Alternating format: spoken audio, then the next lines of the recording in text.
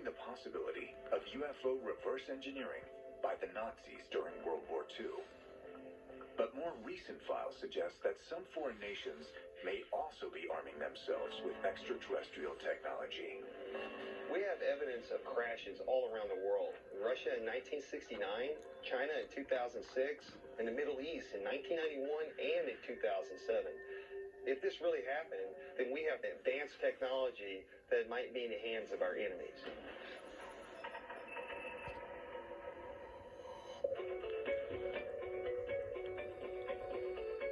December 2011.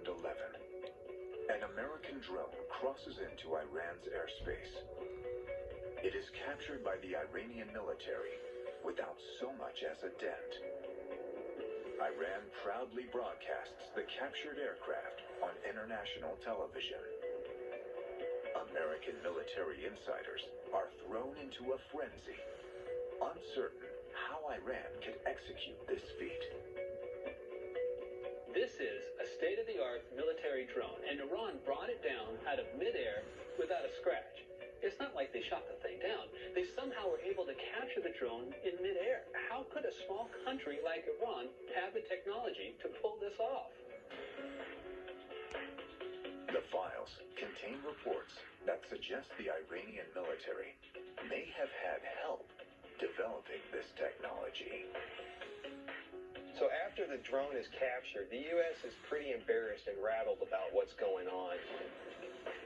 And then a few days later, a different story emerges by a nuclear engineer by the name of Dr. Moran Keshi.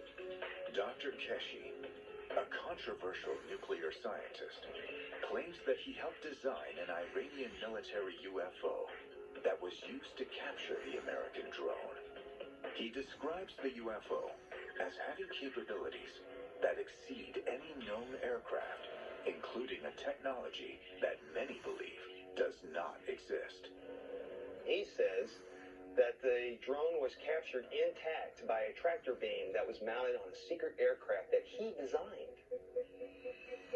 A tractor beam is the ability to pull or tow an object without necessarily being physically connected to it. The beam uses photons or light particles as a means of achieving this. In 2013, NASA announced that they have had some success with this technology, but on a very small scale.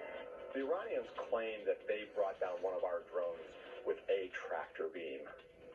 Not buying it. We have had limited success, but what this scientist claimed just doesn't exist. Could Iran have constructed this technology by reverse engineering alien materials? To answer this question, UFO investigators examine Iran's long history of UFO incidents. Beginning in 1976, Iran experiences a succession of UFO encounters, and in 2004, they appear to have recovered their own UFO crash. In 2004, Fars News Agency stated that multiple eyewitnesses saw a UFO crash in the mountain of Kerman. The crash is witnessed by many, but the Iranian military arrive at the scene before any civilians. By the time they are gone, so too is any evidence of a UFO crash, leaving many to ask, what became of the UFO? Our experts say that 2004 crash was re-engineered by the Iranian government, and that technology was used by Dr. Moran Keshi to capture that drone. What if a crashed UFO ended up in the hands of one of our enemies and they were able to reverse engineer the technology? That's one of the worst case scenarios.